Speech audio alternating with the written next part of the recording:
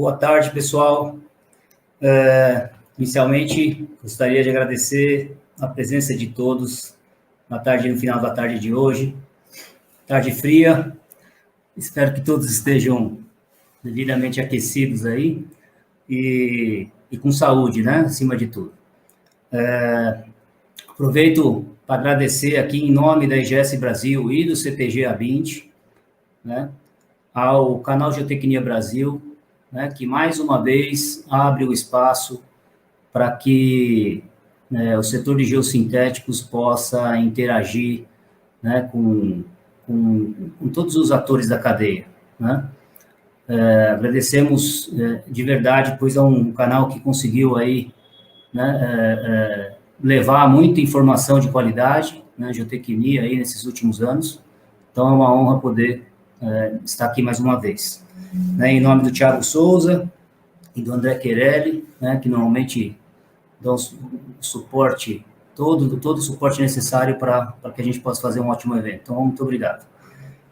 Bom, pessoal, é uma data muito importante para a gente, as duas associações que representam aí o setor de geossintéticos, né, a IGS Brasil e o CTG A20, né, vem há algum tempo conversando sobre, né, assuntos relacionados ao mercado como um todo, né, e por uma demanda, né, que a gente vem sentindo muito forte, né, de todos os players do mercado, todos os atores que participam de alguma forma, né, da cadeia de geossintéticos, né, a gente viu uma necessidade de trazer, né, luz ao tema da qualidade em geossintéticos. Qualidade no sentido mais amplo, né, da palavra, qualidade que envolve, né, toda a cadeia produtiva, né, desde o produto, né, controle de qualidade de fabricação, né, conformidade, né, técnica dos produtos, né, qualidade em torno dos serviços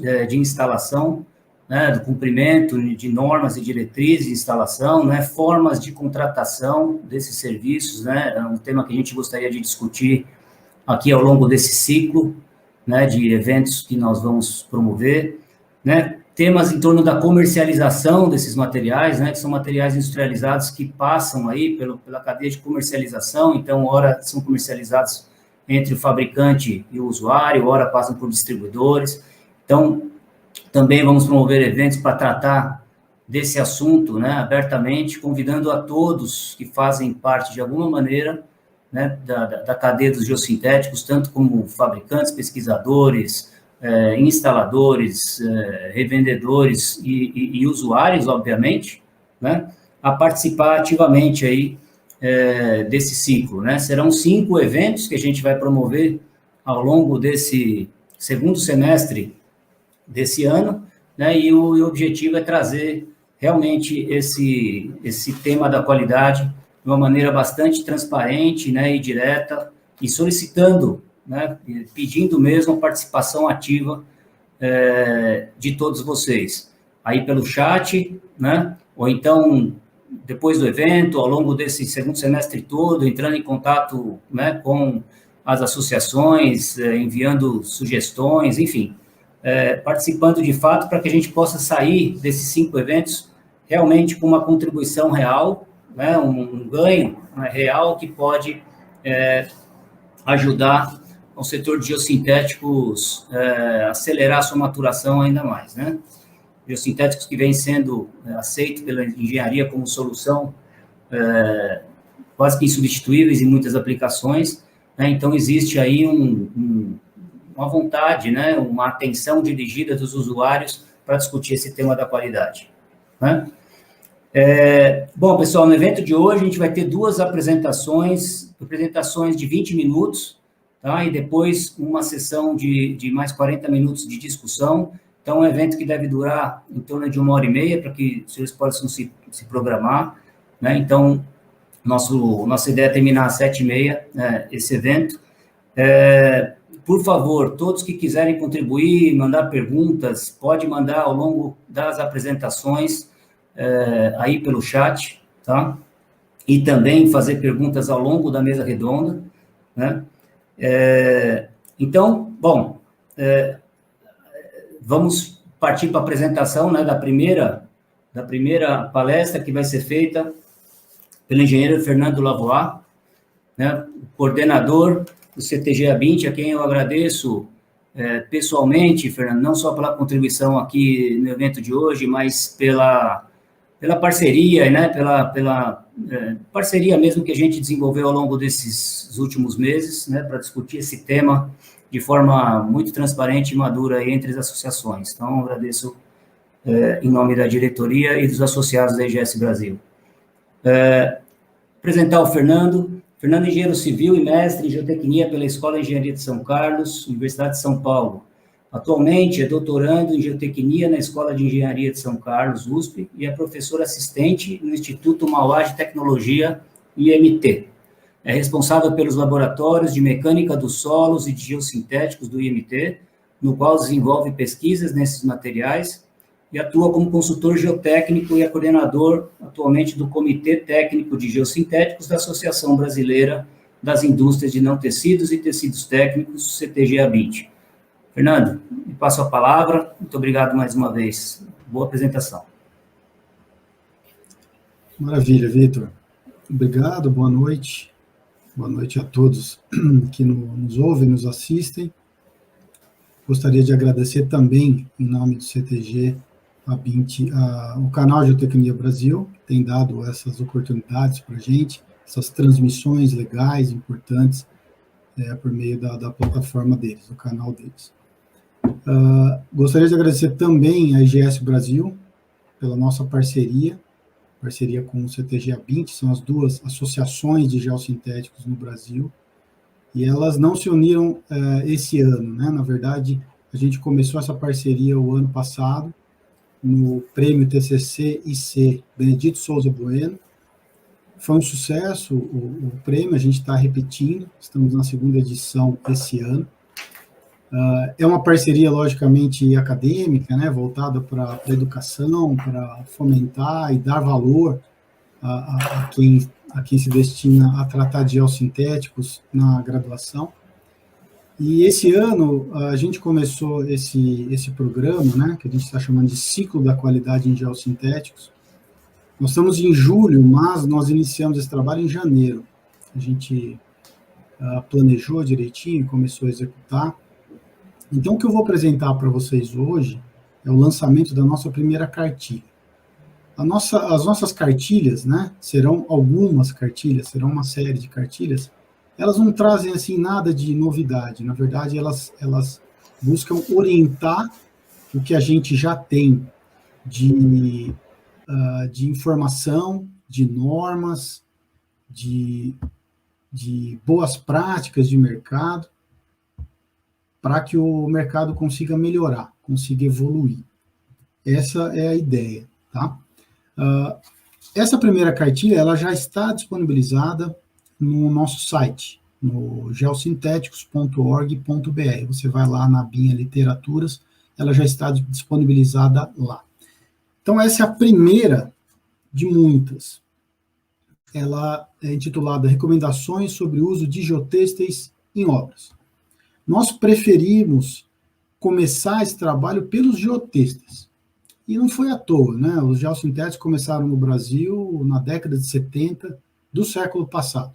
Então já temos aí mais de 40 anos de uso desse produto, né? Falando dos geotêxteis não tecidos mais especificamente. É o produto que é mais utilizado em termos de metros quadrados.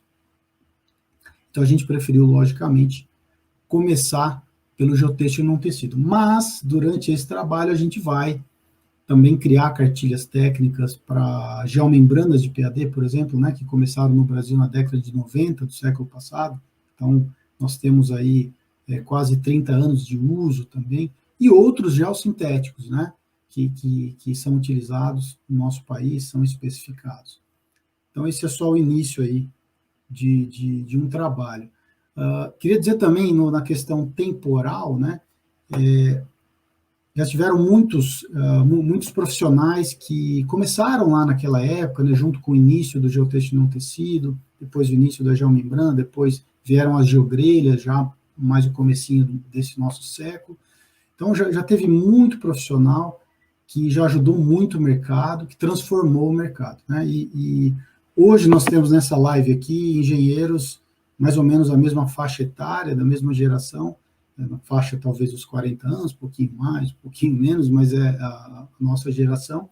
Eu acho que eu sempre escuto isso com os meus pares, com os meus colegas, que está na hora da nossa geração dar uma melhorada no mercado, né? Eu acho que o pessoal que começou, tem muitos que ainda trabalham, né, e devem continuar nos ajudando, né, com relação à melhoria de mercado, mas eu acho que está nas nossas mãos, a nossa geração, cuidar de uma forma bem positiva aí, e salutar a questão da qualidade. Eu vejo que o nosso mercado já está bastante maduro para a gente ter essa melhoria, esse crescimento, tá? A apresentação vai ser rápida. Bom, a gente começou o trabalho criando um infográfico, que era uma forma de mostrar para o mercado a cadeia completa, ou talvez não seja a mais completa mostrada no infográfico, mas é uma cadeia bem completa aí, do que ronda aí os geossintéticos. Então, aqui no centro, eu queria só explicar para vocês um pouquinho, porque esse infográfico, a gente entende que a nossa cadeia de geossintéticos tem 5 pilares.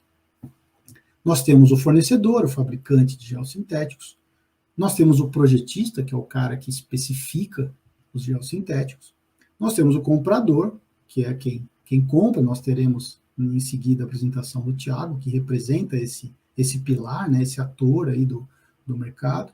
Nós temos o fiscal, esse fiscal pode ser o próprio cliente que recebe o material, é disso que eu vou falar um pouquinho, o fiscal pode ser o laboratório, e o fiscal pode ser uma empresa que fiscaliza a instalação, que é o 5º pilar. Então, nós temos aqui no centro que representa uma obra de infraestrutura. Nós temos obras de infraestrutura que hoje os geossintéticos representam 25%, 30% do custo da obra. Tem obra que representa até um pouco mais, chega a 40% do custo de implantação de uma obra. Então, a gente está falando de uma família de produtos que tem peso dentro de uma obra de infraestrutura, né? Então, não estou falando em algo que seja irrelevante, pelo contrário, é muito relevante. Portanto, esse nosso trabalho, essa nossa união das duas associações em criar esse trabalho, que está só no começo, ela tem muita relevância. Bom, então eu apresento aqui esse infográfico com esse primeiro aqui, a primeira parte do infográfico que representa os fornecedores. Então o fabricante vai lá, desenvolve, produz o geossintético, e aí o projetista precisa resolver um problema da obra e ele procura alguma solução, encontra geossintéticos e especifica o geossintético para a obra. Bom, essa especificação chega até um comprador, e aí, gente, eu estou falando de um comprador que realmente é um engenheiro de suprimentos, ou um comprador que tem uma bagagem técnica para entender a especificação do projetista e requisitar para os fabricantes uma compra técnica, né, uma especificação técnica para uma compra técnica. Bom, o material chega na obra, então vem aqui o papel do fiscal, que eu vou falar um pouquinho hoje. Essa cartilha é muito destinada ao recebimento dos geotestes em obras. Esse fiscal tem que receber o material, tem que verificar se o material está identificado corretamente, tem que verificar, de alguma maneira, ainda que simples, né, verificar se o material está conforme, e aí ele depois retira algumas amostras e manda para um laboratório externo, um laboratório pode ser no Brasil, pode ser fora, né? Temos pelo menos 3 laboratórios no Brasil que são aptos a ensaiarem geossintéticos para as obras. E aí, esse material está conforme, entra o papel aqui do último ator, mas não menos importante, a gente vai dar muito valor nas cartilhas, nos próximos eventos para o instalador, nós temos o instalador. E aí, o fiscal também atua aqui como um auditor, como um fiscalizador do processo de instalação dos geossintéticos.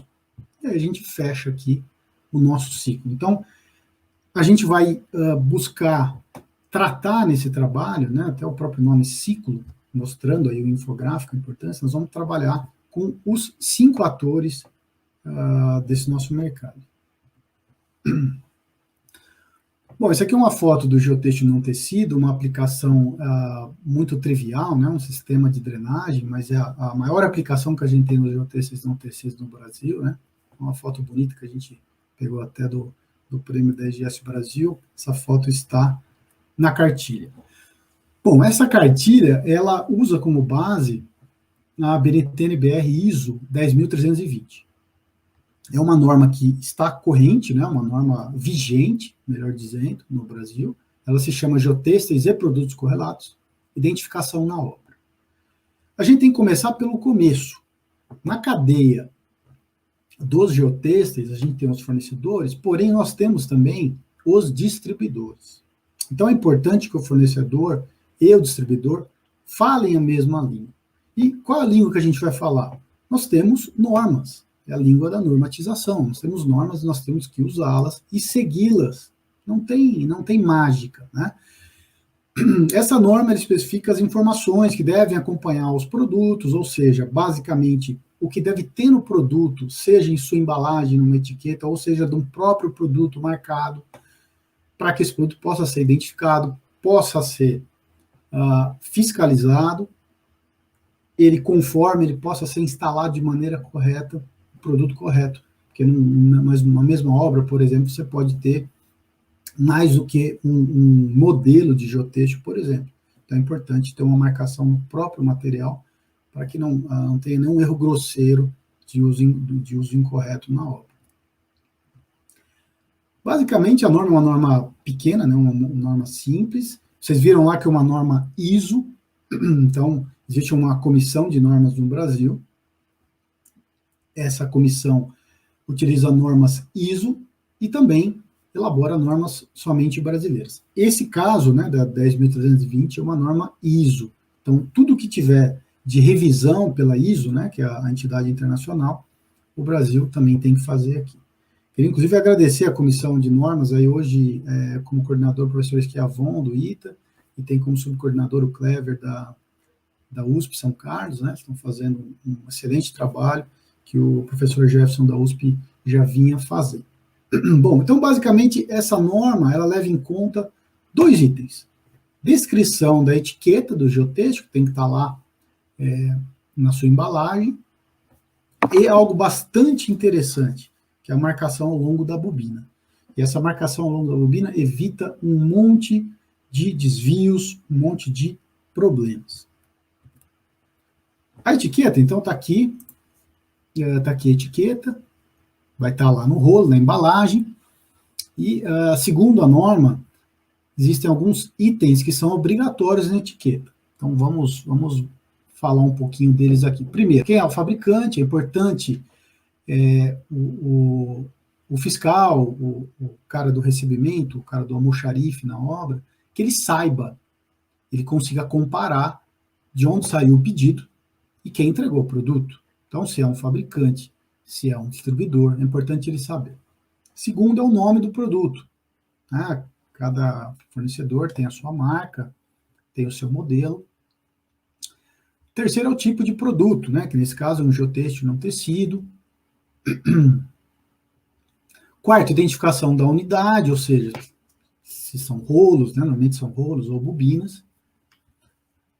O item 5 aqui é um item que, inclusive, nós, do CTG ABINT, discutimos há uns meses atrás com a comissão de normas da BNT.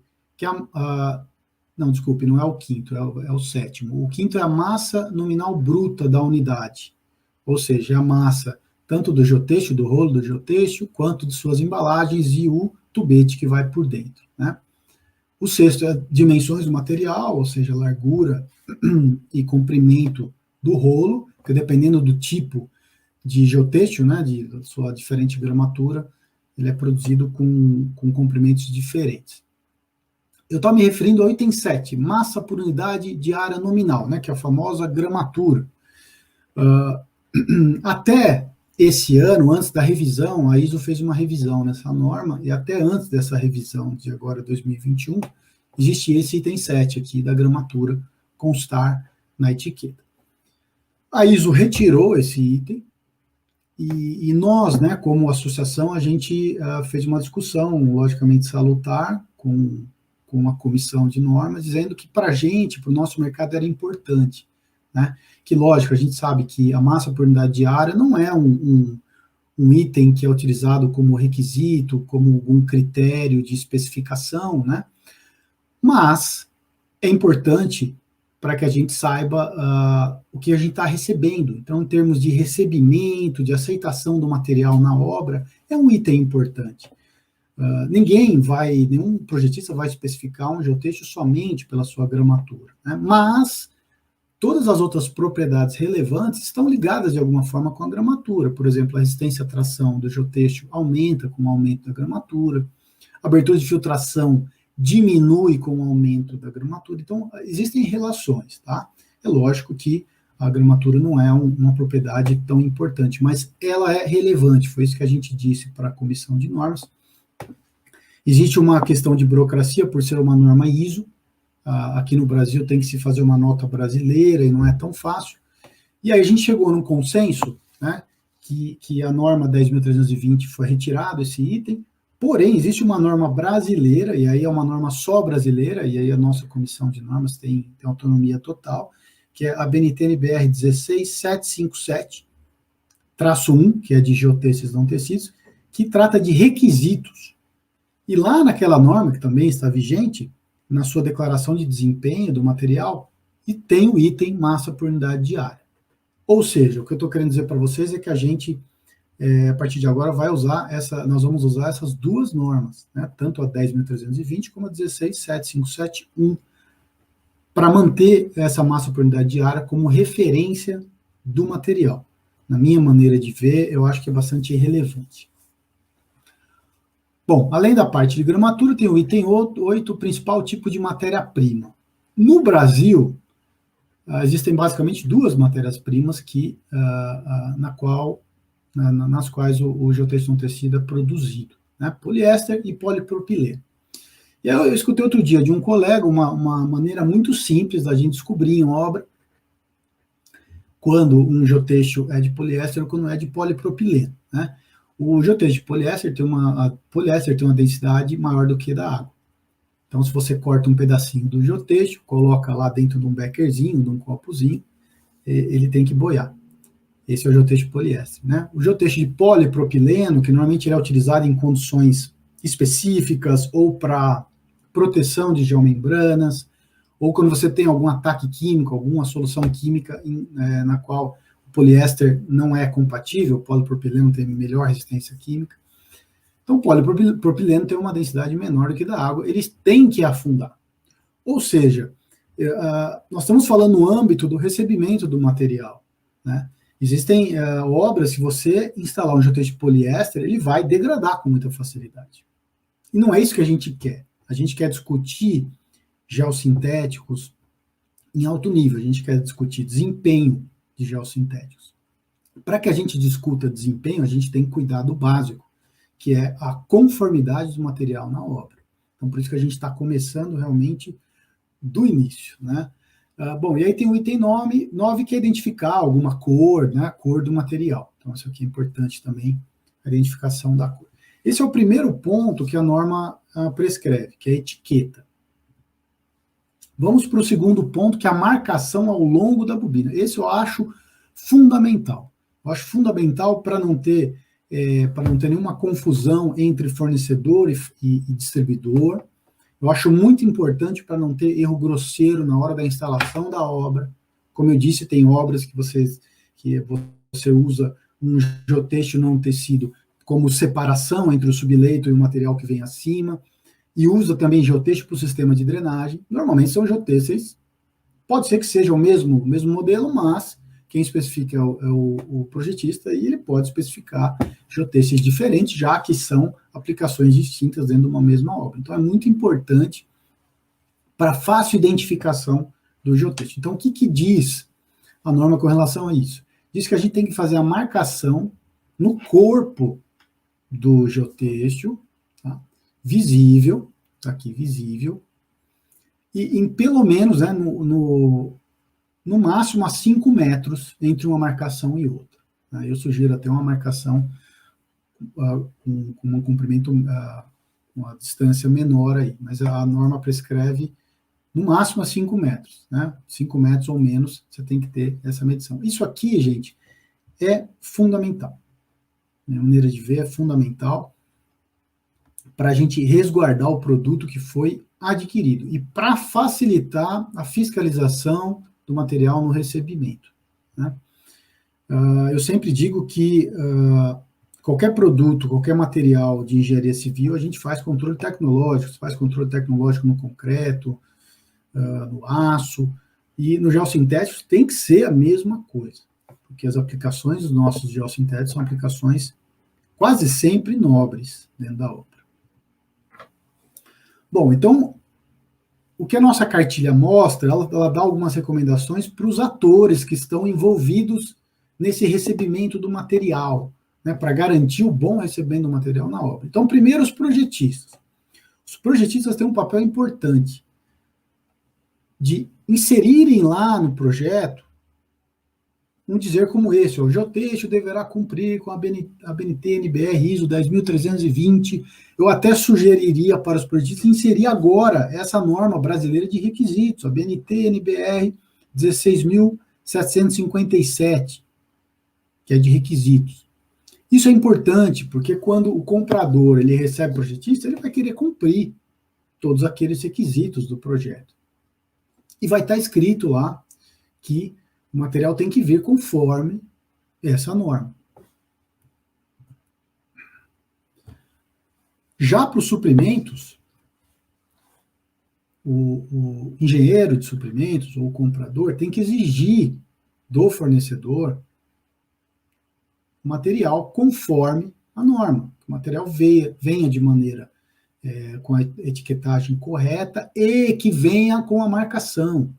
É isso que a gente está buscando no mercado. A gente quer que todo material, todo geotexto no tecido cumpra uma norma, e a norma exige a marcação no corpo do geotexto, a cada pelo menos 5 metros. Então, assim, o projetista especifica, o comprador, o engenheiro de suprimentos, ele deixa claro a regra do jogo para os possíveis fornecedores, para os potenciais fornecedores da sua obra. Isso é importante. E no final, né, como o cara de suprimentos falou assim: olha, eu necessito que você cumpra essa norma e eu tenho que avaliar. Então, quando o material chega lá na expedição da obra, o cara da expedição precisa verificar se o material possui etiqueta, se ele está com a marcação no rolo, né, e se ele comprou, necessita comprar, né? Na sua especificação tem um geotexto, por exemplo, de polipropileno, pega um copinho de água lá, tira um pouquinho do geotexto, verifica se realmente é polipropileno, né? São ações simples que ajudam muito no desempenho do material na obra. Bom, recomendações para fiscalização. O cara de suprimentos, o comprador, tem que deixar claro a regra do jogo para o fornecedor. Olha, se você não cumprir os requisitos do meu projeto, que são a norma 10.320 e, porventura, até a 16757-1, que eu comentei aqui, eu vou reprovar o seu material. Esse material vai ter que ser devolvido. Essa cultura de conformidade, não conformidade no Brasil, ainda está para ser implantada na minha forma de ver, né? Lá nos fabricantes é diferente, né? Para quem produz o seu gel sintético, ele tem lá, dentro das suas metodologias de produção, tem lá os seus controles, as suas conformidades e não conformidades, seu processo de conformidade, né? Mas na obra, para quem compra o geotexto, são os nossos clientes, e são para eles, principalmente, que a gente está criando essas cartilhas, né, para orientá-los com relação às boas práticas de mercado. É importante que haja e fique claro para todos os participantes, os atores da cadeia, que vai haver reprovação, que isso não é um sacrilégio. Na verdade, é uma regra que é implantada, e se alguém da cadeia descumprir a regra, o material vai ser reprovado, vai ser devolvido. Eu acho que a gente está apto, nesse momento, comentei um pouco da história de geossintéticos vindo lá da década de 70 até hoje, estamos na 2020, 2021, a gente já está bem avançado, né, e a gente tem avançado bastante em relação à qualidade, mas eu acho que a gente está no momento de levantar um pouquinho a régua e conversar, buscando sempre a qualidade, porque se a gente buscar sempre a qualidade, os produtos vão obter bom desempenho nas obras, e é isso que a gente quer. A gente só busca o bom desempenho nas obras se a gente tiver materiais conformes, já que no Brasil nós temos excelentes fornecedores, a gente não precisa importar nada, nós temos excelentes instaladores, a gente não precisa instalar nada. E a gente ainda tem bons laboratórios que possam verificar a conformidade dos materiais. Bom, acho que eu falei até demais do que eu deveria, agradeço a oportunidade, volto aí para o meu amigo Vitor. Obrigado.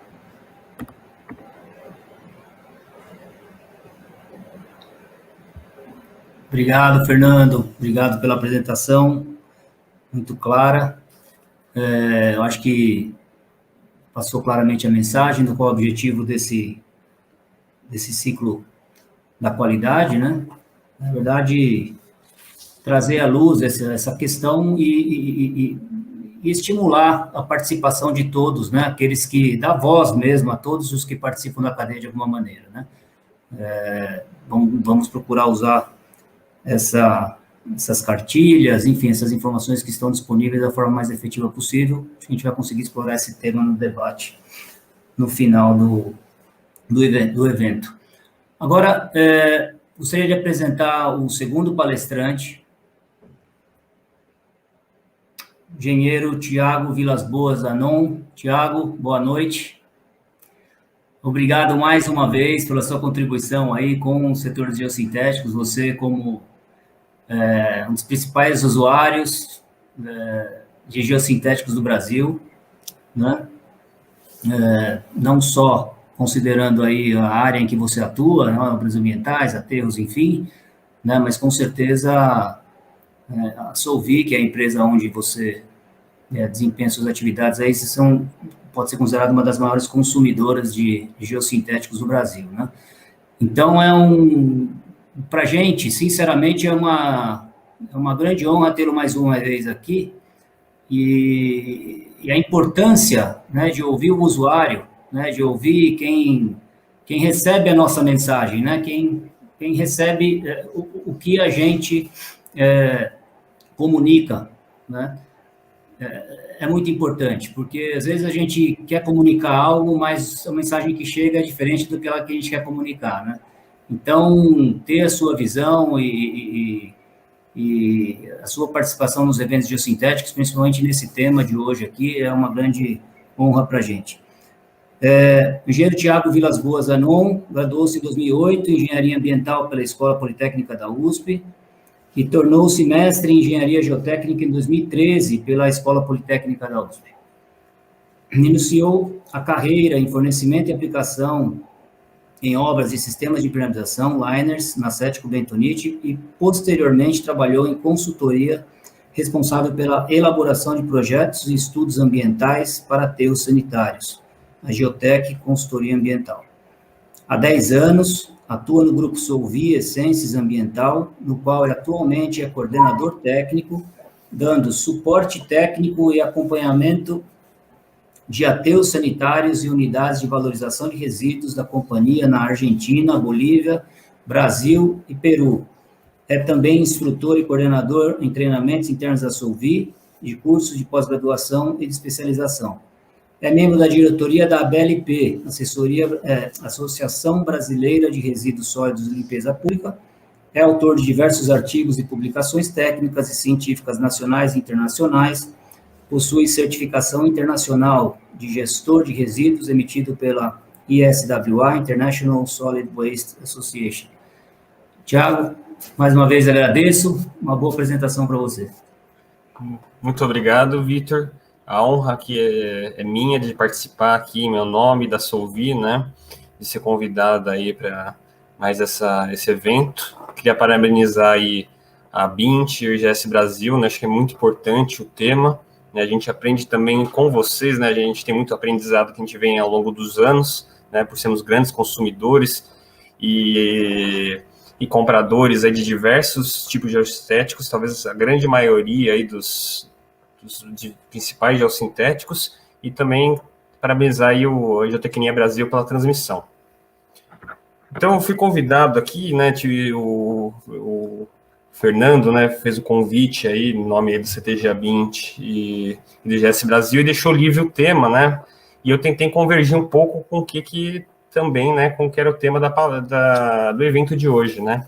Então, eu escolhi aí o nome da palestra, né, especificações técnicas, inspeções e ensaios de recebimento como instrumento de uniformização de fornecedores, né. E aí, depois que a gente foi conversar, né, também, aí fui refletindo aqui, pensando, conversando com algumas pessoas, né, mais do que uniformizar, né, é nivelar a regra do jogo para os fornecedores, né, fornecedores e fabricantes, né, de geossintéticos, né. Quando a gente fala de grandes obras, né, como o Fernando bem colocou, nós, por sermos grandes também, compradores, consumidores de geossintéticos, nós negociamos direto com os fabricantes, então a gente tem uma facilidade também nesse assunto, mas também tem outras obras que acabam comprando direto com distribuidores, né, então é muito relevante também aplicar isso, né. Então, eu vou falar um pouquinho aí nessa questão de nivelar, né, os fabricantes, fornecedores, a especificação técnica, né, como também como elemento aí também para dessas regras do jogo, a inspeção de recebimento, e ensaio de recebimento. Então, você vê, né, a gente não combinou, né, não sabia no detalhe que o Fernando ia falar na palestra dele, mas veio como importante essa convergência, né, dos assuntos. Então, como a gente falou, a Solvi, né, a Solvi é uma empresa de gestão de resíduos, né, a maior aqui na América do Sul, tendo vários sites aqui no Brasil, Argentina, Peru e Bolívia. E uma das principais atividades são as operações de aterros. Então, a gente trabalha nessa parte, né, em empreendimentos de proteção ambiental. Então, a gente usa, desde que, como a gente pode ver aqui na figura, GCL, geomembrana, geotêxtil, né, isso no revestimento inferior dos aterros, né. Na cobertura, a gente usa geomembrana. A gente tem desenvolvido aí, né, com a experiência de campo também, né, não só da nossa equipe técnica, né, do corporativo da Solvi, mas também da equipe de campo, descidas hidráulicas, os anos de geocelo. Então, a gente tem uma gama de aplicações muito grande que a gente vem aprendendo ao longo do tempo. Então, falando primeiro da especificação técnica, né, então, como foi falado aqui já durante o evento, né, a gente tem que primeiro, né, se apoiar em normas e especificações técnicas, né. A gente tem uma série, né, como foi mencionado, de normas aí disponíveis, né. A gente tem, principalmente para geotexto, né, normas da BNT-NBR, tem normas ISO, né. E também, quando a gente não tem ainda, sente falta aqui de algumas normas, a gente pode recorrer a normas internacionais. Então, a gente tem normas lá do Geosynthetic Institute, né, do GRI Specifications, outros guias e também práticas, né. E lembrar, né, que, como também foi comentado, as normas são aplicações genéricas, né, então, mas elas são muito importantes, que pode dar uma linha de base para diversas aplicações. E como isso foi apresentado aqui durante o evento, essa cartilha técnica, né, é muito importante, né, na ausência de normas, ou às vezes conhecimento das normas, tudo mais, essas cartilhas, como foi apresentado hoje, são muito importantes, né, pensando para toda a cadeia, como o Fernando citou, né, desde o projetista, a indústria, os compradores, os fiscalizadores. Então, isso ajuda a melhorar o nível de conhecimento e nivelar as exigências, né, que é muito importante. Depois disso, né, a gente vai das normas, tem o projeto de engenharia. Então, o projeto de engenharia, o projetista, toda a equipe que estuda e trabalha aí com os consultores também associados, pensam nas aplicações, né? Porque a gente geralmente trabalha aí, tem as normas e tudo mais, como eu comentei, que se trata de questões genéricas, e a gente precisa ver se às vezes se não precisa de algo a mais, subir a régua em relação ao que a própria norma exige, né? Pensando na aplicação que vai ser feita. Então, é pensar, né, qual o uso que eu farei para o geossintético, em qual condição e nível de solicitação de campo. Então, eu, como também usuário final, a gente também também ajuda a pensar, o projetista, né, quando a gente contrata, a pensar nisso, né, a gente tem alguns padrões na Solvi, né, às vezes tem alguns padrões e a gente trabalha aí para sempre com o projetista junto. Então, por exemplo, a geomembrana, eu tenho a geomembrana lisa versus a texturizada, qual que é a melhor aplicação? Pensando aí a questão da interface, seja na base ou na cobertura do aterro, né, e uma outra questão, né, por exemplo, vem um fornecedor que fabrica geralmente com a matriz plana, né, na forma aqui que a gente vê até na figura aqui como fica essa altura da textura, e a matriz balão, que vem na forma de uma textura um pouco diferenciada, né, nessa forma desse relevo diferenciado. E aí vira, fala, qual que é a diferença? Um fala, não, a minha textura é melhor que a dele, e o outro me vem, não, a minha é melhor do que a textura do outro. Então, como que a gente faz? A gente sempre vivencia isso, né, de um fornecedor falando do outro, então a melhor coisa a fazer é me comprove, né, me mande ensaio, me mostre ensaios, né, em laboratórios independentes, né, mesmo que ele tenha um laboratório interno, mostrar de forma que isso seja transparente e que seja confiável, né.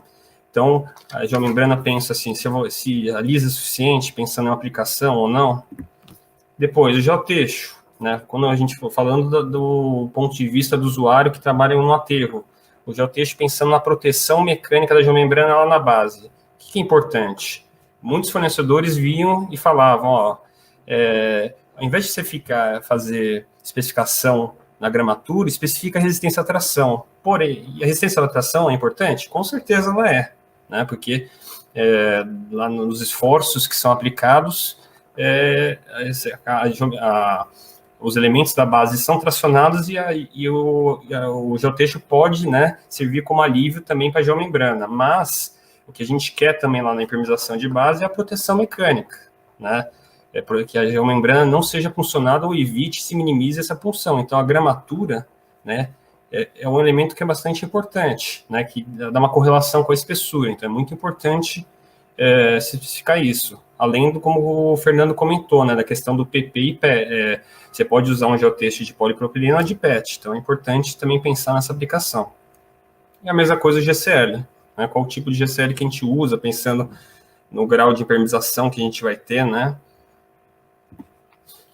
E continuando, nas especificações técnicas e também junto com a compra, né, a homologação de fornecedores, né. Então, às vezes, também vale a pena, né, não só você listar o fornecedor na hora de comprar. Às vezes vale a pena, se você for comprar recorrentemente do fornecedor, do fabricante, fazer uma inspeção na fábrica, né?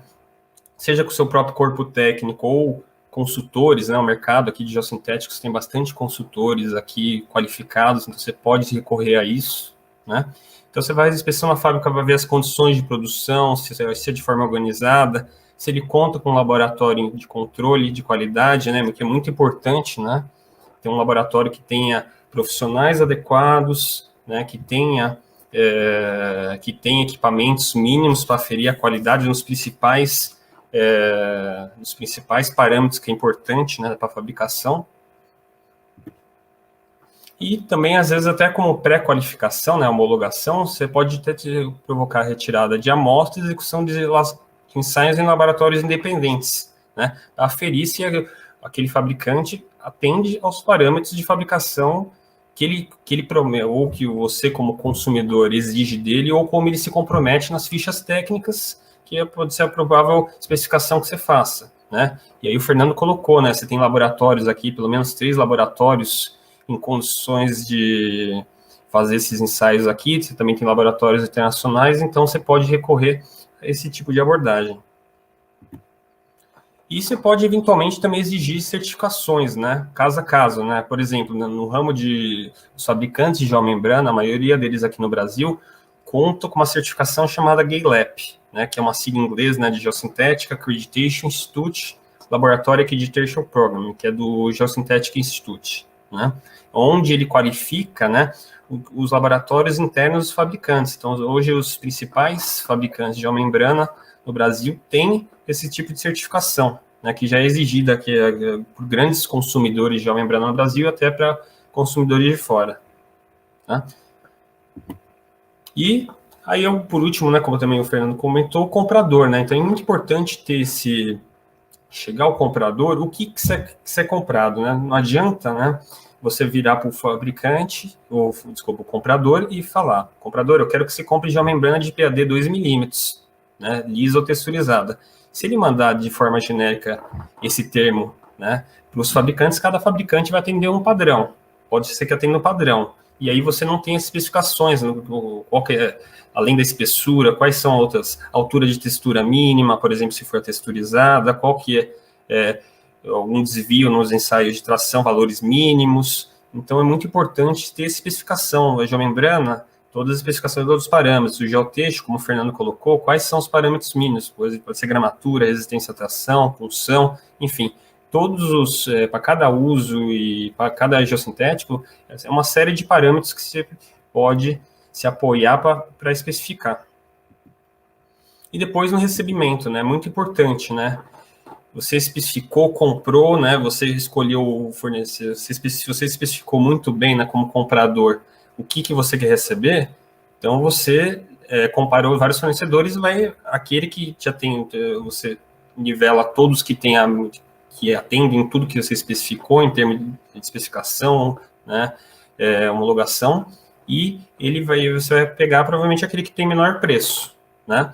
E para ser justo também, né, com os outros fabricantes, fornecedores também, e até para o próprio usuário, é importante, né? Você pagou um valor significativo para a obra, então é importante, né? Se aquele geossintético que foi entregue, ele está com a embalagem íntegra, né? Alguns vêm embalados com material plástico, por exemplo, o geotexto, o GCL, sem danos visíveis, né? Por exemplo, essa geomembrana aqui, né, se for retirada dessa forma lá do veículo de entrega, ela está danificada, então já veio danificada, então é importante ver se ela não está com danos visíveis, né, então já está prejudicada a qualidade dela. Como o Fernando também colocou na palestra dela, a identificação está adequada nas bobinas, via etiqueta, alguma marcação que seja obrigatória, né, se tem exigido ou na compra ou por questão normativa, que é muito importante, né.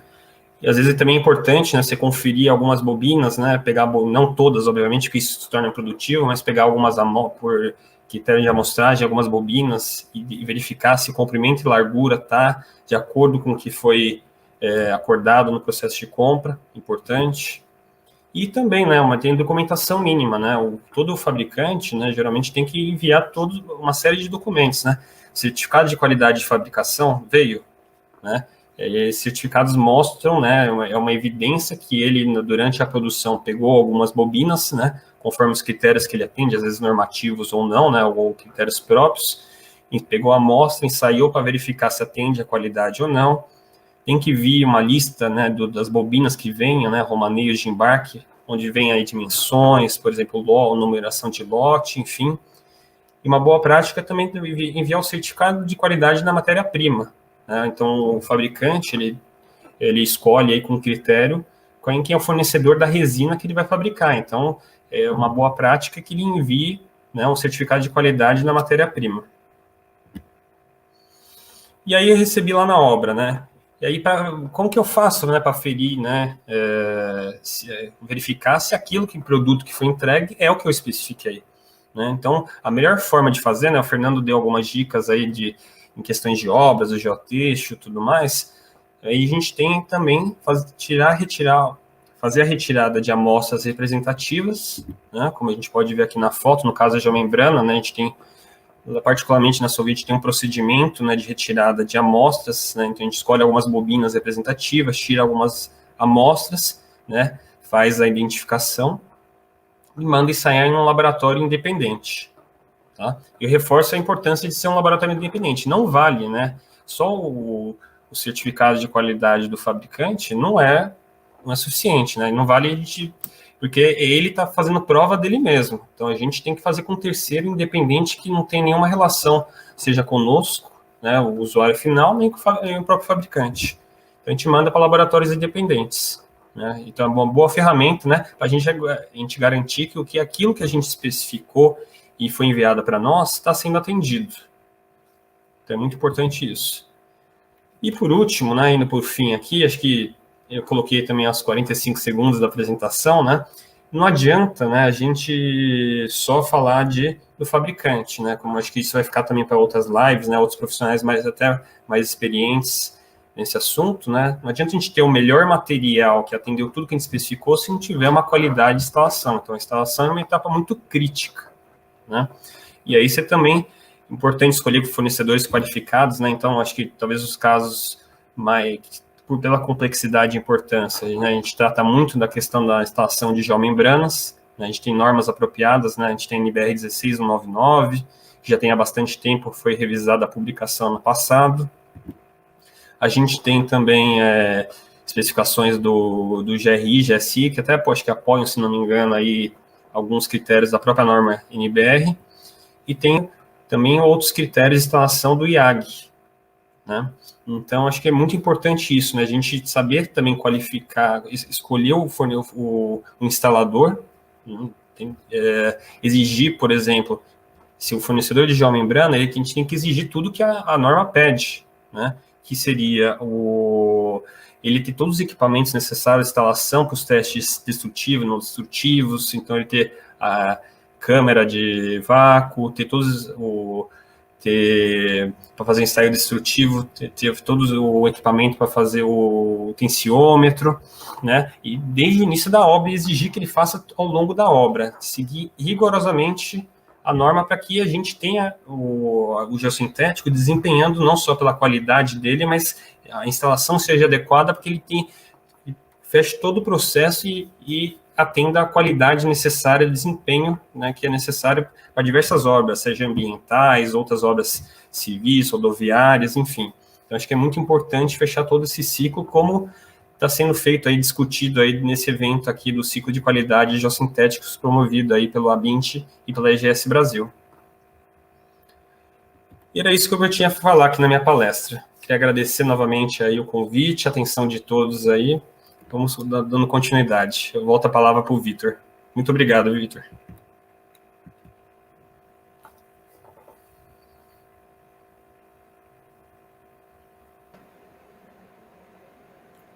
Obrigado, Thiago. Obrigado. Apresentação muito clara e objetiva também, né? Duas apresentações muito boas. De novo, né? A importância de ter a visão de quem utiliza, de quem compra, de quem está do lado de lá, né? Recebendo a nossa informação. Isso é muito importante. Agradeço mais uma vez. E aí, gostaria de passar agora, pessoal, para a última etapa do nosso evento aqui. Obrigado pelo cumprimento do horário nas apresentações. São 10 para 7, temos aí 40 minutos de discussão. Mais uma vez, gostaria de estimular a todos que façam perguntas, pessoal. Façam perguntas. A gente está vendo aí uma série de pessoas de diversas partes da cadeia, né? Desde estudantes, pesquisadores, pessoal da indústria, usuários. Então, seus comentários são muito bem-vindos, né? A gente vai tentar acomodar aqui dentro da discussão, né? E vocês estão vendo o Fabrício, que entrou aqui por último aqui, mas todos conhecem o Fabrício como um grande player do mercado, né? Uma pessoa que está totalmente envolvida aí há alguns anos, né, Fabrício? Vou falar quantos, mas há alguns anos.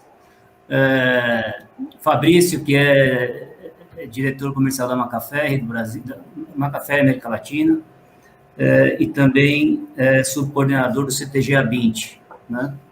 E o ex-coordenador do CTG ABINT, durante sua gestão, você trouxe aí várias contribuições ao mercado. O mercado agradece muito pela sua contribuição. Fabrício, começaria, Fabrício, te perguntando, fazer uma pergunta bem abrangente, bem... Tá, né, entrou, já entra apanhando, é isso? Eu vou deixar as do Júlio para depois.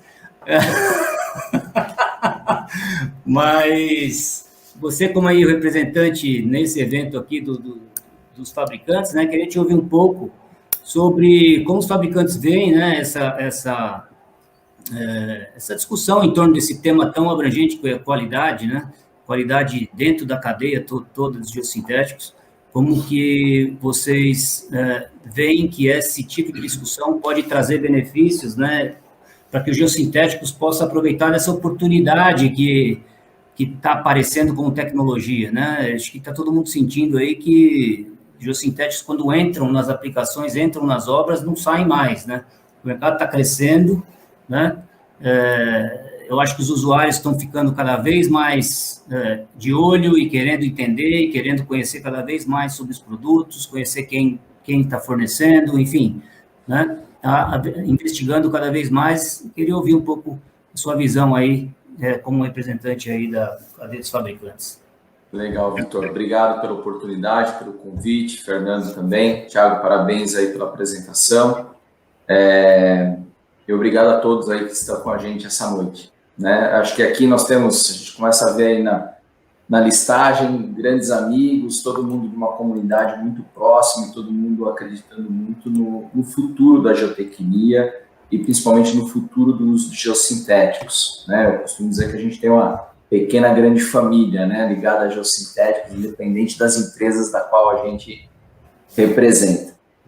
E o setor da indústria, ele entende o setor de geossintéticos como ainda um embrião, né? Nós somos extremamente jovens, principalmente no item de aplicação, né? Os países da América Latina vêm crescendo cada vez mais no uso de geossintéticos. O Brasil, com enormes oportunidades, principalmente porque nós temos uma infraestrutura que demanda uma nova fase de investimentos, né? E principalmente a gente vê as questões ambientais aí, como o Thiago participa, né, com grande expectativa para que o setor tenha novos investimentos, novas regulatórias para isso. Sempre que o talento não trabalha. E com isso eu acho que nós temos um papel bastante importante para desenvolver no mercado de geossintéticos.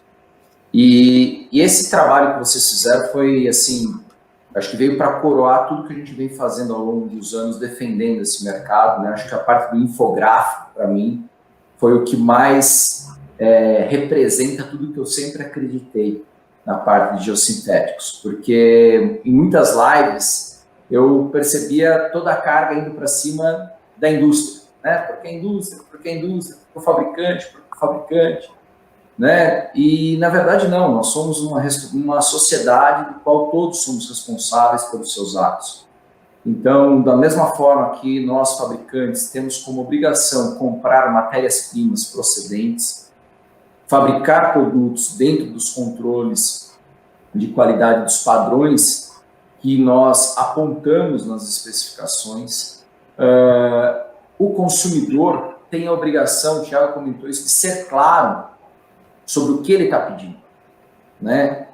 Assim como o laboratório, termos laboratórios prontos para atender o mercado em tudo isso. Ou seja, a gente percebe que esse trabalho veio para coroar, né, e trazer ainda mais confiança no setor.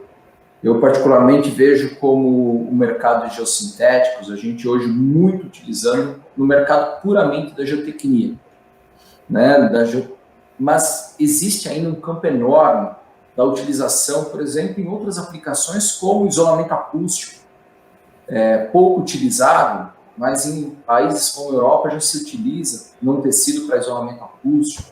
Então, ou seja, tem um caminho muito grande para percorrer e que sem uma regulação, sem qualidade, sem norma, esse mercado não cresce.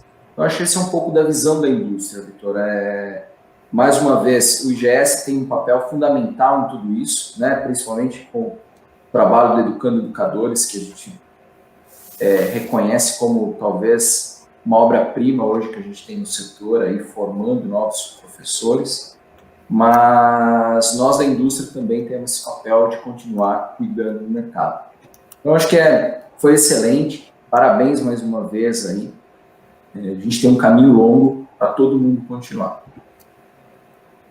Maravilha, Fabrício. Obrigado pela contribuição inicial aí. Eu acho que o fato das associações que representam o setor, né, trabalharem juntos, faz muito sentido, né? Quando a gente olha a cadeia naquele infográfico, né, o que você falou, né?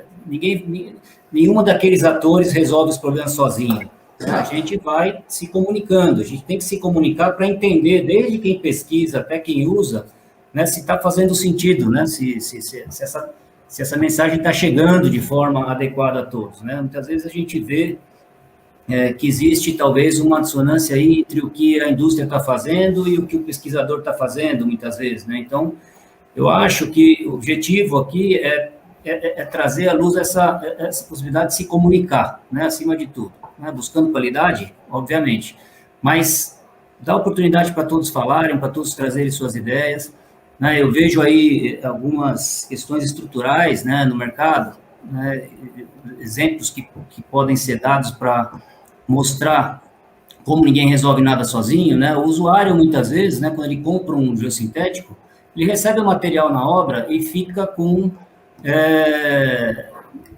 dúvida de para onde ele, por mais que ele saiba que tem que testar, para onde ele vai mandar? Como é que ele vai separar aquela amostra, mandar para um laboratório, receber em tempo hábil de volta, né, aquela amostra, para que ele possa dar conforme o produto na obra dele, né? Muitas vezes essa informação não está na mão dele de forma prática, rápida, né? E ele opta por não fazer, né? Muitas vezes acontece isso, né? Então, queria até aqui perguntar aqui para o Fernando, né? A gente sabe que existem já vários laboratórios no Brasil que fazem ensaios no Brasil, várias empresas internacionais também que prestam serviço no Brasil e que conseguem, de uma maneira rápida, né, levar e trazer informação. Quer dizer, isso não é mais não deveria ser mais um obstáculo, né, no mercado, né? Então, queria perguntar para o Fernando a opinião dele sobre isso, como que a gente pode trazer à luz aí já o que existe de capacidade instalada de ensaios no Brasil, né, para que os usuários possam ter garantia e segurança de que ele vai ter uma resposta rápida e apropriada tecnicamente, né? Vitor, o nosso mercado, ele tem hoje, pelo menos aqui no Brasil, instalado pelo menos 3 laboratórios de bom nível, fora os laboratórios da América do Norte, que hoje também trabalham aqui no Brasil, né, que tem pelo menos operação aqui. É o caso do Júlio, né, o nosso colega Júlio, que atua, tem operação aqui, mas o laboratório é lá nos Estados Unidos. Eu acho o seguinte, a gente está melhorando a estrutura nas universidades, né, para o atendimento dos materiais que chegam da obra, né, mas a gente também precisa ter mais demanda. Fica aquela história, né? Eu não tenho muita demanda, então eu também não invisto muito e não deixo o meu laboratório melhor ou mais ágil, não coloco mais mão de obra especializada, treinada, para conseguir dar um resultado mais rápido, que realmente essa hoje é uma equação que é difícil de fechar, né? O geossintético chega na obra, aí o cara, beleza, vou mandar para o laboratório, só que em 10 dias eu preciso do resultado, que eu preciso fazer a instalação. Não, em 10 dias não vai ser suficiente, né? Então, posso dizer que hoje está melhor do que era, né, há 10, 20 anos atrás, mas a gente também ainda tem que melhorar a infraestrutura. Mas, se tiver mais demanda, vai ter mais investimento por parte dos laboratórios para fazer esse atendimento, essa demanda mais rápido. Isso é algo que a gente tem que melhorar no Brasil, com certeza, né? A gente vê que, por exemplo, um laboratório que está lá no Canadá ou nos Estados Unidos, muitas vezes atende até mais rápido, manda o laudo mais rápido do que um laboratório no Brasil. Então, o que a gente está fazendo brigando para implementar e deixar uma estrutura mais ágil para dar essa resposta. O que o Thiago falou é isso mesmo, né? Tem que ser laboratório independente, tem que ser um ator aí da história, que ele não sabe quem é o fornecedor, ele conhece o cliente que lhe manda a amostra, ele não tem o menor interesse naquela amostra, a não ser em fazer o serviço, atender a metodologia de ensaio ou as metodologias de ensaio que o cliente pedir. Então, esse é um ponto importante, que você está agora falando pelo CTG A20, né, que a gente também tem, uma das nossas pautas é melhorar esse entrosamento com os laboratórios, até para que as indústrias possam dar mais apoio para os laboratórios serem mais ágeis. Perfeito. Bom, Desculpa, aproveitando, Vitor, eu queria discutir algo, queria fazer uma pergunta para o Thiago. Antes eu vou fazer eu vou dissertar um pouquinho aqui como professor, né? O professor às vezes sempre vem, né? E aí no final eu queria mandar uma pergunta para o Thiago, que é algo que tá muito corrente no nosso mercado e que a gente está criando aqui, Vitor, esse ciclo, é realmente para discutir as coisas importantes, né? Quando a gente começou essa live, eu falei da orientação. Muitas vezes a nossa cartilha não vai trazer nada de diferente, mas ela vai unir informações que estão numa norma, estão numa boa prática de um instalador, estão boa prática de um fornecedor, a gente vai unir para ter um documento que fique mais fácil de orientar essa cadeia aí, que não é pequena, né? Eu mostrei no infográfico que ela não é pequena. Eu tenho escutado no mercado, saindo um pouquinho de geotexto, eu tenho escutado no mercado de geomembranas de PAD, que também está muito no nosso radar, é que a gente teve que começar pelo começo, e o começo era geotexto no tecido. Mas a gente vai evoluir na questão da geomembrana de PAD. Eu tenho escutado de clientes, ou mesmo do mercado, a questão da geomembrana, da variação de espessura da geomembrana. Então, o que eu escutei, eu queria falar para vocês o que eu escutei e queria deixar claro o que deve ser feito. Eu escutei que a geomembrana pode variar até 10% abaixo de sua espessura. Bom, então quer dizer que eu, como cliente, se eu comprar uma geomembrana de 2 milímetros, que é uma geomembrana bastante utilizada, né, em obras ambientais, barragem de rejeitos, sanitários, se isso fosse verdade, estamos nos momentos aí das notícias falsas, né? Se isso fosse verdade, isso quer dizer que eu, como cliente, iria comprar uma geomembrana de 2 milímetros e iria aceitar até uma geomembrana de 1,8 milímetros. 10%. Isso não faz o menor sentido. O menor sentido. Então, eu queria esclarecer para o público e mostrar que a gente está aqui para melhorar, inclusive, as orientações com relação ao mercado. Não é possível um cliente comprar uma geomembrana de 2 milímetros, ele receber 1,8 e está dentro de norma. Não está dentro de norma nenhuma. Nós temos duas normas principais no Brasil.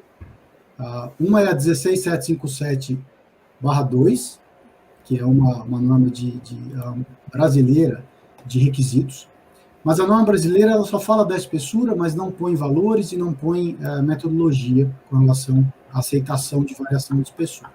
Então, vamos para outra norma, que o Thiago até citou, né, do GRI, a GM13, e aí sim, ele coloca ali uma especificação bem clara, que é a seguinte, ele diz o seguinte, se você comprar uma geomembrana de 2 milímetros, você vai fazer um ensaio na metodologia da STM, você vai medir em 10 pontos uma amostra representativa, o Thiago mostrou como é que se faz para obter amostras representativas dentro de um rolo de geomembrana que representa um lote, e você vai realizar 10 medidas de espessura ao longo da tua amostra.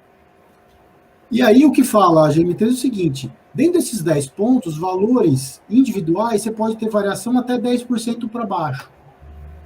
Você pode ter variação 10% para cima. Para cima a norma não se preocupa. Acima está a favor da segurança.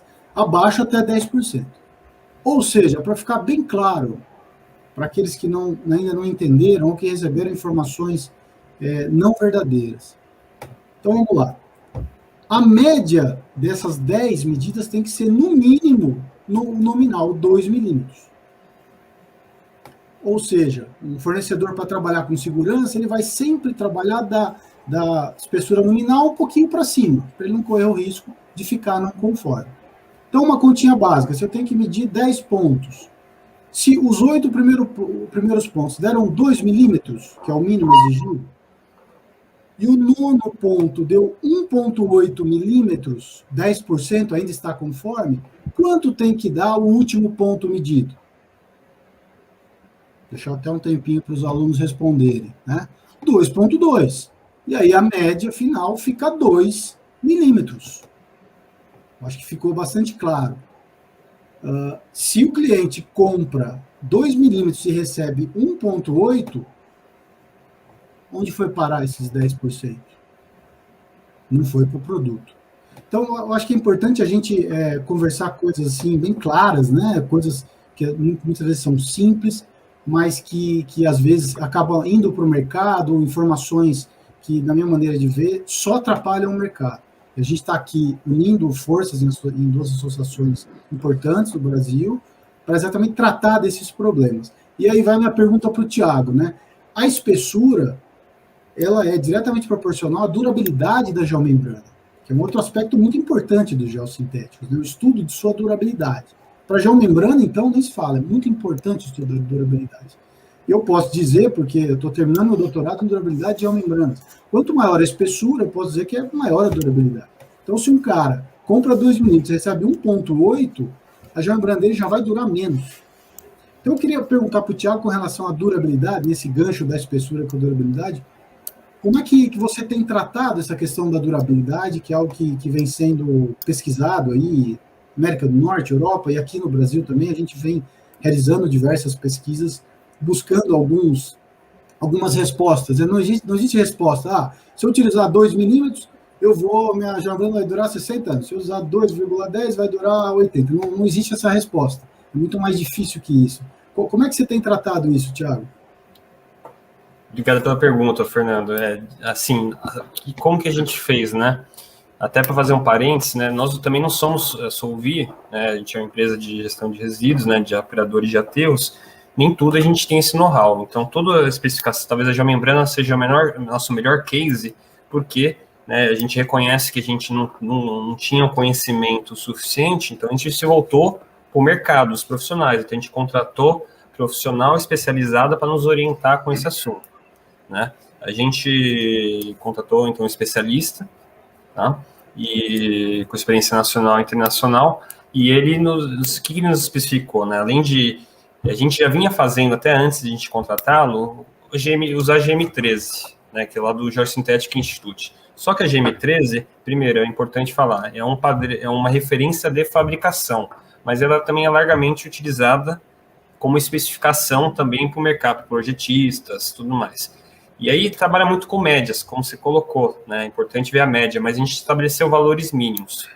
Então, para resolver esse problema também da espessura, também é importante, e de outros parâmetros, os valores mínimos, né? E a questão da resistência, né? Como a gente usa a geomembrana também, nossa principal aplicação é no revestimento inferior, pensando que a gente quer que aquela geomembrana dure dezenas de anos, até centenas de anos, né? Que é o que a gente quer que isso aconteça, a gente pede alguns ensaios, né?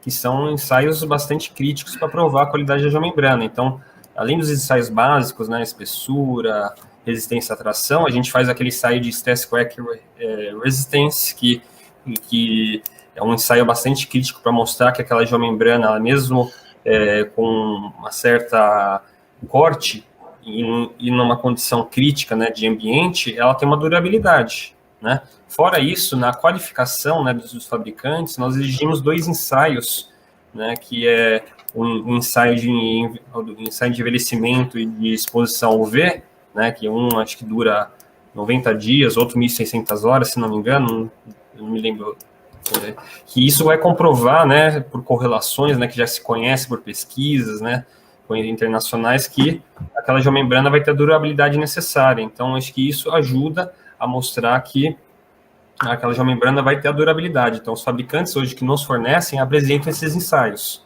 né? E só vai se qualificar se realmente atender essas quantidades de horas mínimas.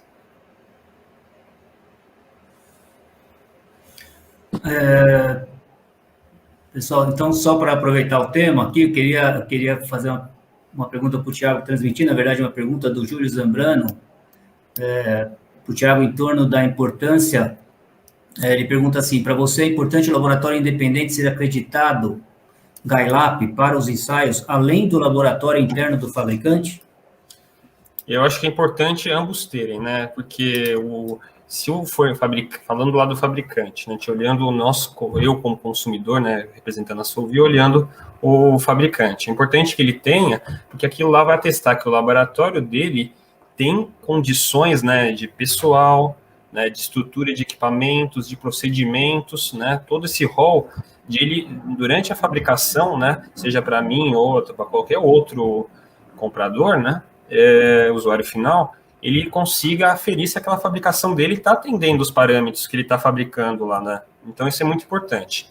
E nós, depois que recebemos o produto, né, ou mesmo coletando na fábrica, né, para a nossa produção, para nós como consumidores, né, acho que é importante, sim, tentar utilizar um laboratório independente que tenha essa certificação como uma boa prática, né, também para você ter confiança que vamos dizer, todos os procedimentos atendem ao que é exigido, né, o que é esperado dele, né, o nível de confiança, que aquele valor seja o mais representativo possível e com pequenos erros, né, para a gente ter o resultado, aferir, né, que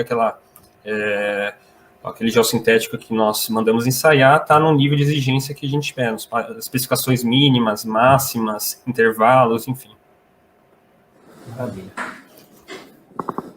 Muito obrigado, Thiago, pela resposta.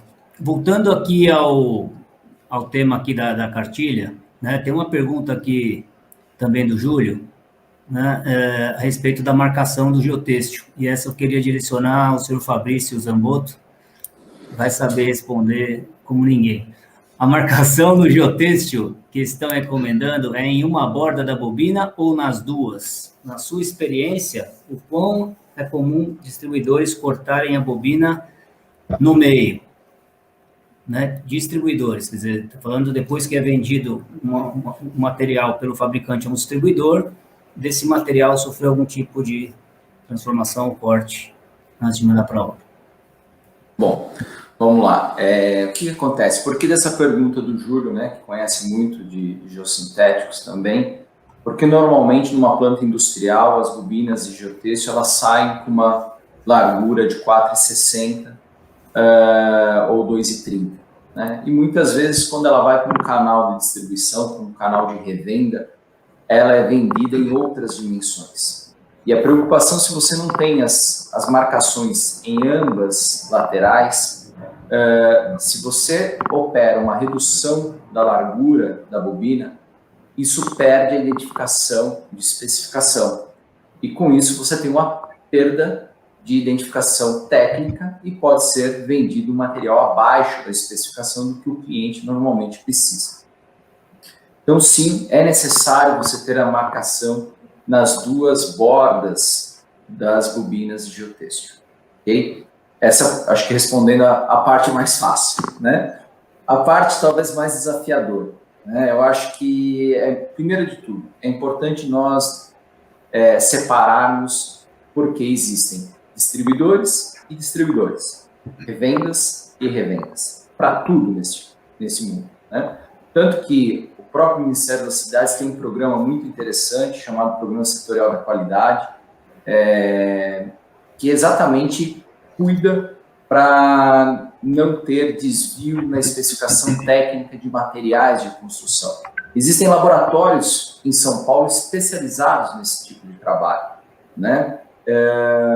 O geotêxtil, inclusive, já fez parte desse programa no passado, mas ele é um programa muito mais direcionado a obras residenciais, do padrão Minha Casa Minha Vida e tudo mais, e não muito mais ligado à infraestrutura.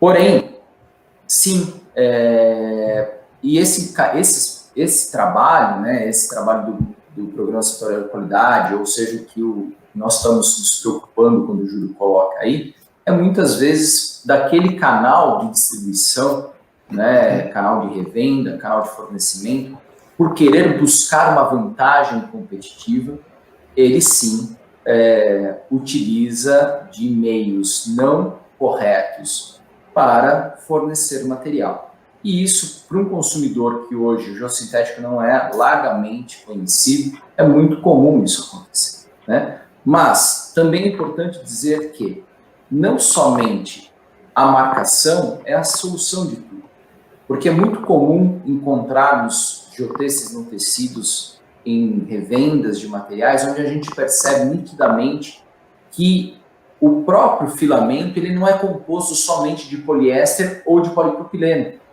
né? Ele é muitas vezes composto de materiais que não são nem reprocessados ou reciclados, são literalmente retalhos de indústrias têxteis.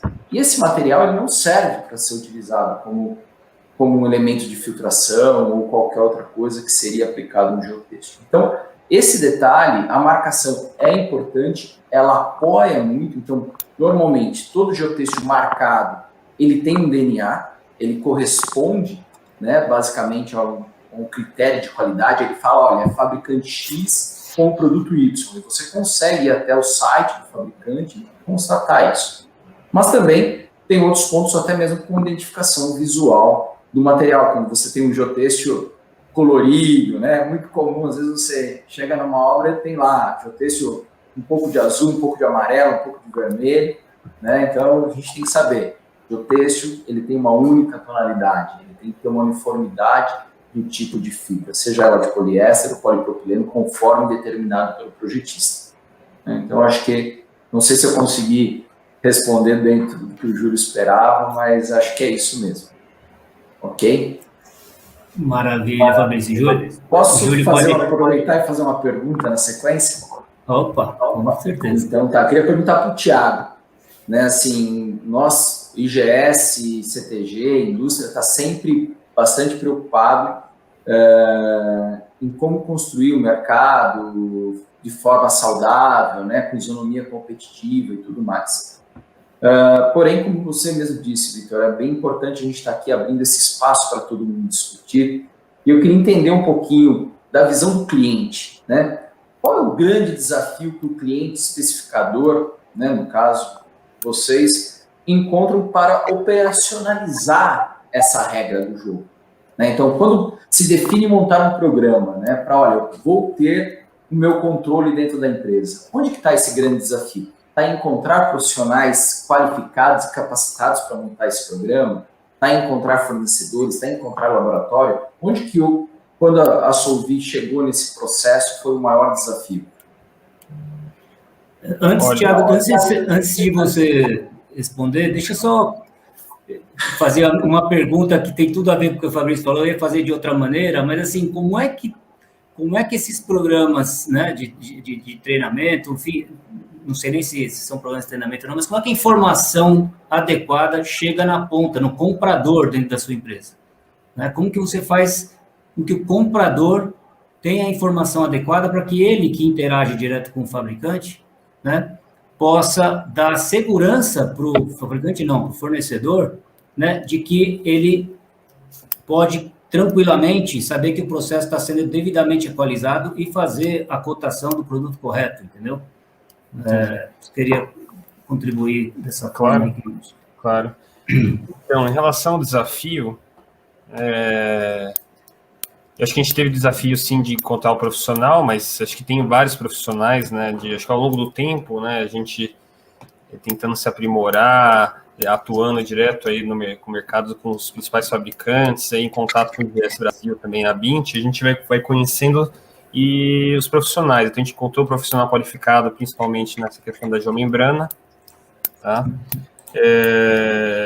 Acho que o desafio é de toda a cadeia, né? A gente saber conseguir especificar, né? A gente contratou a empresa disso, tem que pensar sempre fazer revisões periódicas. A gente teve dificuldade no início para alguns parâmetros, revisamos também alguns parâmetros, por exemplo, mesmo atendendo a segurança de desempenho. Então, a gente vai aprendendo e sempre consultando, quando a gente não chega no nosso limite, contratando os profissionais, né? E acho que, aí, convergindo com a sua pergunta, Fabrício, e com o do Vitor, nós, a Solvi, acho que como a gente tem aí grandes volumes de compra, a Solvi trabalha com compras corporativas, né, centralizadas. Então, a gente tem um comprador que só faz compra desses elementos geossintéticos, né? Ele não é engenheiro, mas já tem um certo domínio do assunto, tá?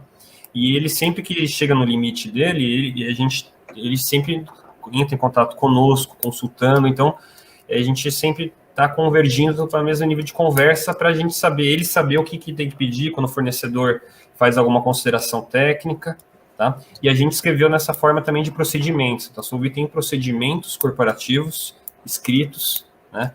E vão ser revisados há algum tempo e a gente disponibiliza isso aos fabricantes para eles sempre saberem a regra do jogo, né? Para deixar bem claro, né? E a gente sempre atendendo essa questão da qualidade técnica, ensaiando, verificando, para que a gente seja beneficiado e a gente beneficie sempre os fabricantes que atendem a especificação, né?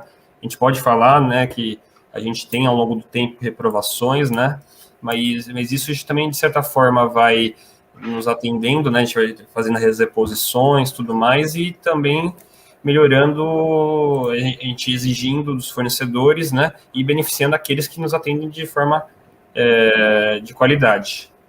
Tá? E aí, continuando, também acho que fez parte da pergunta do Vitor, né? Além de escrever os procedimentos, a Solvi tem um treinamento específico, né, de profissionais em aterros. Então, normalmente, a gente oferece isso para profissionais que não participaram desse programa. A gente está indo já sempre tem treinamentos anuais, mas a gente foi de forma estruturada uma formação, a gente está indo para a 4ª turma esse ano, e à medida que a gente vai também aperfeiçoando o conhecimento, a gente vai reoferecendo alguns conteúdos para eles, né? De forma que eles vão se entendendo dos assuntos, se inteirando, né, dos procedimentos, das melhores práticas, para que eles, né, junto conosco, a gente zele pela qualidade, né, na hora de receber o geossintético, fazer as amostras, ensaiar, verificar a qualidade, sempre em conversa contínua da ponta, né, do usuário lá na ponta, né, das nossas unidades, com nós, da equipe técnica corporativa. Não, perfeito, Thiago. Isso é um tema muito, muito relevante, porque, por exemplo, a Simone Luna fez uma observação aqui, né? Infelizmente, grande parte dos compradores se preocupam mais com o preço do que com a qualidade.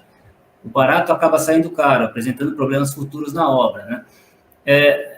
Muitas vezes, a interação que você tem com a empresa que vai utilizar é o comprador, e na grande parte das empresas, o comprador não está com a informação adequada. Às vezes, ele está exigindo um preço, mas é nivelado com a informação que ele tem, é o menor preço relacionado à informação que ele tem, né? Então, esse trabalho dentro de treinamento, de interação com a área de engenharia, né, que muitas vezes a gente não consegue atingir, né, não consegue chegar, né, traz insegurança, muita insegurança para saber como que vai se dar o processo de concorrência, né? Então, obrigado pelo esclarecimento aí. Bom saber, eu acho que isso explica porque talvez seja mais fácil por um lado e mais difícil vender para Solvi, né? Você tem que responder bastante pergunta difícil, mas nivela o processo. Exato. Eu acho que esse é o mundo perfeito, né? Não, e todo até mundo que tem qualidade.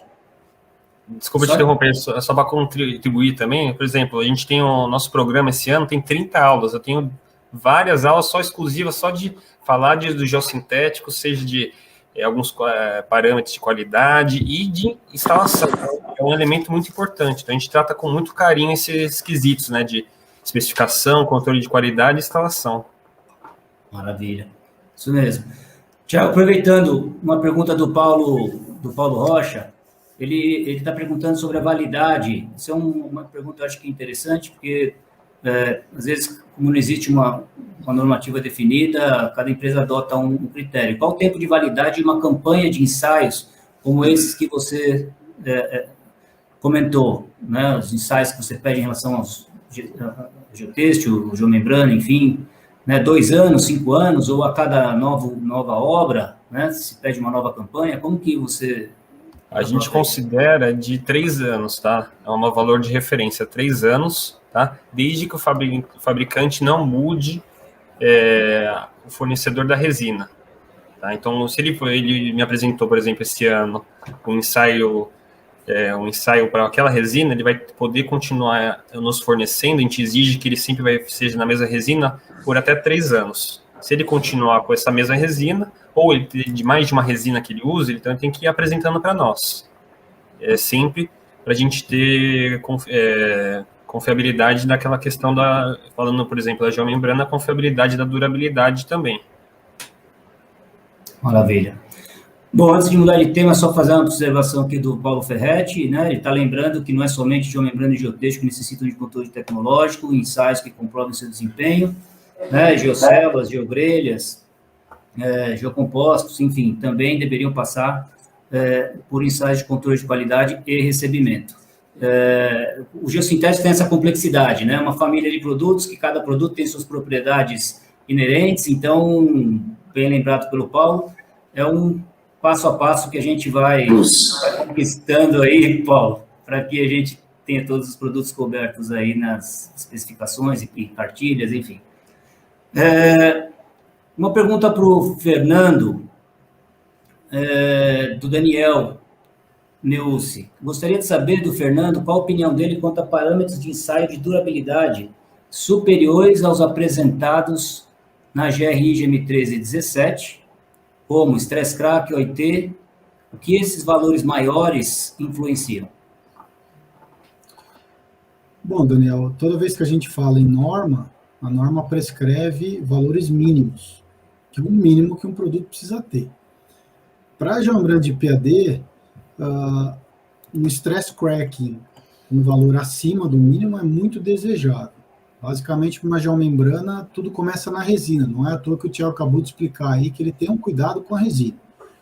Uma resina bem especificada pode dar um bom desempenho para o produto. Uma mal especificada pode dar um desempenho horrível para o produto, né? E no caso do stress cracking, a resina é primordial, né? A resina já é dimensionada, já é feita para ter um bom nível de stress cracking. Para você ter ideia, eu que acompanho a GM10, né, que prescreve stress cracking, e aí ela modifica a GM13. Antigamente, quando eu comecei a estudar, e eu fiz o meu mestrado em stress cracking, necessitava no mínimo 200 horas de ensaio, né, sem ruptura, para ser aprovado. Depois subiram para 300. Agora está em 500 horas mínimo. Vejam como o stress cracking tem um impacto no desempenho da geomembrana. E os antioxidantes também, porque os antioxidantes protegem a resina e evitam a termooxidação, que é o que acontece com a resina, né? E aí, o que eu tenho visto na minha pesquisa, doutorado, é que pouquíssimas geomembranas brasileiras cumprem o OIT alta pressão. Pouquíssimas cumprem, né? Cada OIT avalia um grupo de antioxidantes em faixas de temperatura, porque as faixas de temperatura são diferentes nos ensaios. Então, eu acho, a minha visão é que o Brasil precisa evoluir tanto na condição de stress cracking das resinas, quanto na cobertura, na proteção das geomembranas com relação aos antioxidantes. Essa é a minha visão. Nós temos que encarar as normas como o mínimo. Nós temos que fazer o desejável, que é acima desse mínimo, para garantir desempenho. Nós estamos falando aqui de comprador que está preocupado com o preço. O que a gente deveria estar preocupado é com o desempenho do produto. É isso que a gente deveria estar preocupado. Então, a minha resposta para você é muito desejável que a gente tenha geomembranas com valores sempre acima do mínimo exigido, nesse caso, né, norma norte-americana.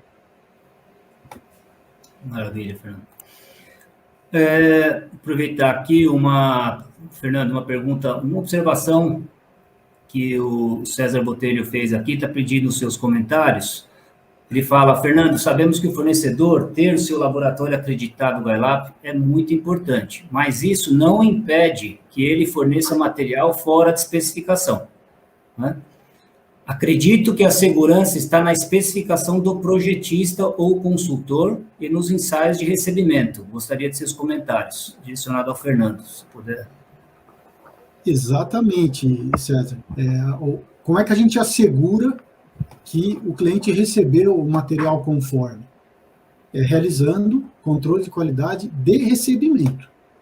É muito bom que o fornecedor tenha um laboratório com uma acreditação, que não é nem uma certificação, uma acreditação, né? É ótimo que ele tenha, mas o cliente tem que encarar e tem que receber um certificado de qualidade do controle de qualidade de fabricação, que é função do fabricante, do fornecedor.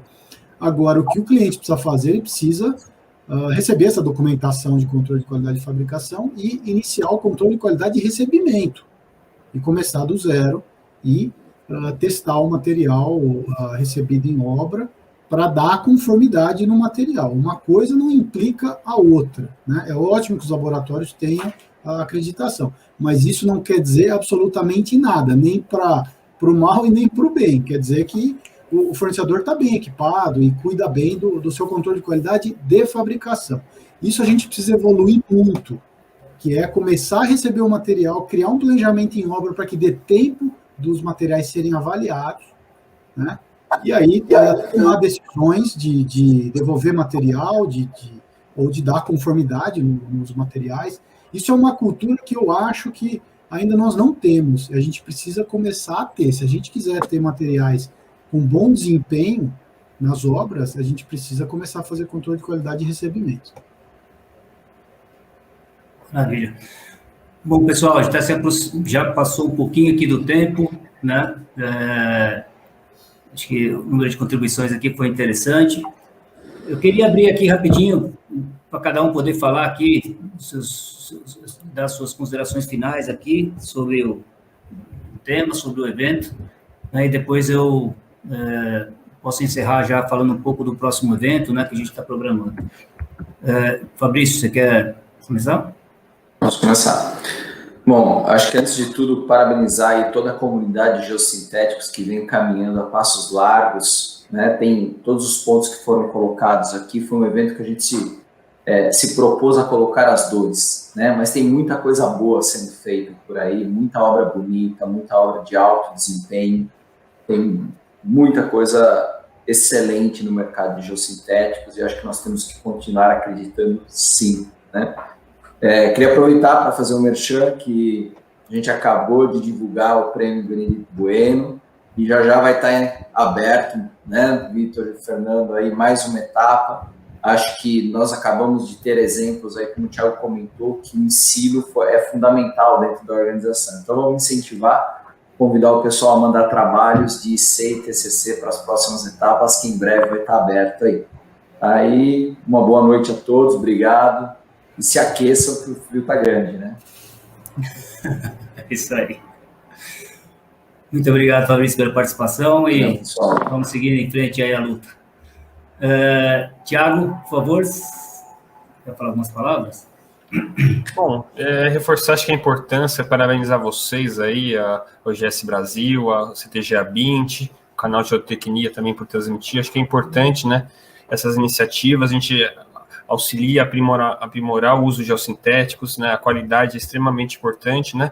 E a gente nivela por cima, né? Todos têm a ganhar, né?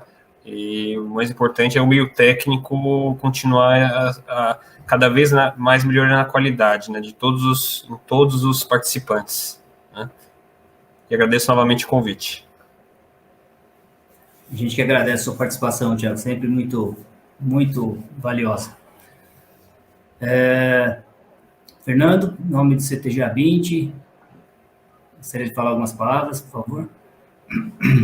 Sim, obrigado, Vitor. Eu gostaria de agradecer a todos que estão acompanhando, agradecer aos dois convidados, mas o Fabrício já é de casa, já foi coordenador do CTG A20, já é nosso amigo aqui interno do CTG A20, mas queria agradecer muito ao Thiago, que tem contribuído sobremaneira para o nosso mercado, com atitudes e ações realmente construtivas.